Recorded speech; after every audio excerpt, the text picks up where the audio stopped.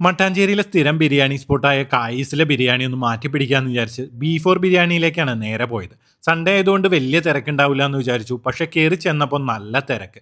അത്യാവശ്യം ഒന്ന് സീറ്റൊക്കെ പിടിച്ച് ഇരുന്ന് കഴിഞ്ഞപ്പോൾ സാലഡും ആ പുളിഞ്ചാറും വന്നു. ഞങ്ങളൊരു ഫുൾ ബീഫ് ബിരിയാണിയും ഫുൾ ചിക്കൻ ബിരിയാണിയാണ് പറഞ്ഞത്. സിംഗിൾ ബിരിയാണി അവിടെ ഉണ്ടായില്ല.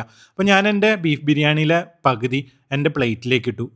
അതിലാകെ ഒരു ബീഫിൻ്റെ പീസ് മാത്രമാണ് ഉണ്ടായത്. ആ ഒരു ബീഫിൻ്റെ പീസ് കണ്ടിട്ട് ചിക്കൻ്റെ പീസാണെന്ന് ആരും തെറ്റിദ്ധരിക്കേണ്ട. അത് തന്നെയാണ് ബീഫ് ബിരിയാണി. ഞാനപ്പോൾ മറ്റേ പകുതിയിൽ ബീഫിൻ്റെ വേറെ പീസ് ഉണ്ടോ എന്ന് നോക്കി. പക്ഷേ അതിലും തപ്പി നോക്കിയിട്ടും ആകെ ഈ ഒരു ചെറിയ പീസ് മാത്രമാണ് കണ്ടത്. ആദ്യമായിട്ടാണ് ബീഫ് ബിരിയാണിയിലെ ബീഫ് ഇത്രയും വെളുത്തിരിക്കണ കണ്ടത്. തൊട്ടപ്പുറത്തിരുന്ന ഒരു ബീഫ് ബിരിയാണി പറഞ്ഞിട്ട് ഈ ഒരു പീസ് കണ്ട് ഇത് ചിക്കൻ ബിരിയാണിയാണെന്ന് തെറ്റിദ്ധരിച്ച് തിരിച്ചു കൊടുത്തു വിട്ടു. അപ്പോൾ അവർ ചെക്ക് ചെയ്തപ്പോൾ ഇത് തന്നെയാണ് ബീഫ് ബിരിയാണി എന്ന് പറഞ്ഞു. അങ്ങനെ വൈഫിൻ്റെ ചിക്കൻ ബിരിയാണിയും പകുതി എടുത്ത് പ്ലേറ്റിലേക്ക് ഇട്ടു.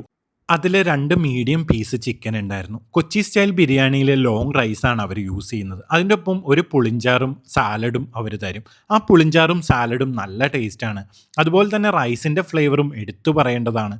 ലോങ് റൈസിൽ അധികം മസാലയൊന്നുമില്ലാതെ നല്ല സോഫ്റ്റ് ആയിട്ടുള്ള ചിക്കനും നല്ല ബീഫും വച്ച് കുക്ക് ചെയ്തെടുക്കുന്നതാണ് ഇവരുടെ കൊച്ചി സ്റ്റൈൽ ബിരിയാണി.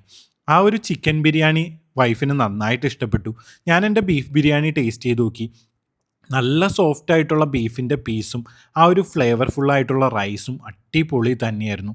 റൈസ് മാത്രം കഴിക്കാനും നല്ല ടേസ്റ്റാണ്. ഞാനപ്പോൾ ആ പുളിഞ്ചാറും സാലഡും ബീഫിൻ്റെ പീസും മിക്സ് ചെയ്ത് കഴിച്ചു നോക്കി. പക്ഷേ എനിക്ക് കൂടുതൽ ഇഷ്ടപ്പെട്ടത് ആ റൈസും ബീഫിൻ്റെ പീസും മാത്രം കഴിക്കാനാണ്. പക്ഷേ എല്ലാം കൂടി മിക്സ് ചെയ്ത് കഴിക്കുമ്പോൾ വേറൊരു ഫീലാണ്. ശരിക്കും കൊച്ചി സ്റ്റൈൽ ബിരിയാണി ടേസ്റ്റ് കിട്ടണമെങ്കിൽ ആ പുളിഞ്ചാറും സാലഡും മിക്സ് ചെയ്ത് തന്നെ കഴിക്കണം. മട്ടാഞ്ചേരിയിൽ ഞാൻ ആകെ 2 സ്ഥലത്തു നിന്ന് മാത്രമാണ് ബിരിയാണി കഴിച്ചിട്ടുള്ളൂ. കായീസായിരുന്നു ഏറ്റവും കൂടുതൽ കഴിച്ചിട്ടുള്ളത്. അതിന് ശേഷമാണ് ഈ ബീഫ് ബോർ ബിരിയാണിയിലെ ട്രൈ ചെയ്ത് നോക്കിയത്. ഇവിടുത്തെ ബിരിയാണി എനിക്ക് നന്നായിട്ട് ഇഷ്ടപ്പെട്ടു. ഞാനപ്പോൾ എൻ്റെ ബാക്കി പകുതി ചിക്കൻ്റെ ബിരിയാണി എൻ്റെ പ്ലേറ്റിലേക്ക് ഇട്ട് ആ ചിക്കനൊക്കെ ഒന്ന് പൊട്ടിച്ചു നോക്കി. നല്ല സോഫ്റ്റ് ആയിട്ടുള്ള ചിക്കനായിരുന്നു. ആ റൈസും അടിപൊളി തന്നെയായിരുന്നു. പക്ഷേ ചിക്കൻ ബിരിയാണിയും ബീഫ് ബിരിയാണിയും കഴിച്ചതിൽ എനിക്ക് ഏറ്റവും കൂടുതൽ ഇഷ്ടപ്പെട്ടത് ആ ബീഫ് ബിരിയാണി തന്നെയാണ്. ബീഫ് ബിരിയാണിയുടെ മസാല ഒരു വെറൈറ്റി ആയിട്ട് തോന്നി. പക്ഷേ ചിക്കൻ ബിരിയാണി മോശമൊന്നുമല്ല, നല്ല ബിരിയാണിയായിരുന്നു. ആകെ ഒരു മോശം തോന്നിയത് ആ ബീഫ് ബിരിയാണിയിലെ ബീഫിൻ്റെ പീസ് കുറവായിരുന്നു എന്നുള്ളതാണ്. പക്ഷേ ടേസ്റ്റിൻ്റെ കാര്യത്തിൽ ബീഫ് ബിരിയാണി തന്നെയാണ് അടിപൊളി.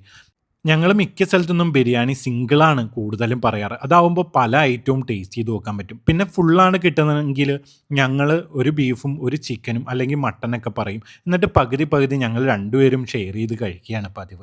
അങ്ങനെ എൻ്റെ ബാക്കി പകുതി ബീഫിൻ്റെ ബിരിയാണി അവൾ ടേസ്റ്റ് ചെയ്ത് നോക്കി. അത് അവൾക്ക് നന്നായിട്ട് ഇഷ്ടപ്പെട്ടു. ഈ ഒരു പുളിഞ്ചാറൊക്കെ വെറുതെ കഴിക്കാൻ സൂപ്പറാണ്. ഒരു ബിരിയാണിക്ക് 140 രൂപയാണ് അവർ ചാർജ് ചെയ്യുന്നത്.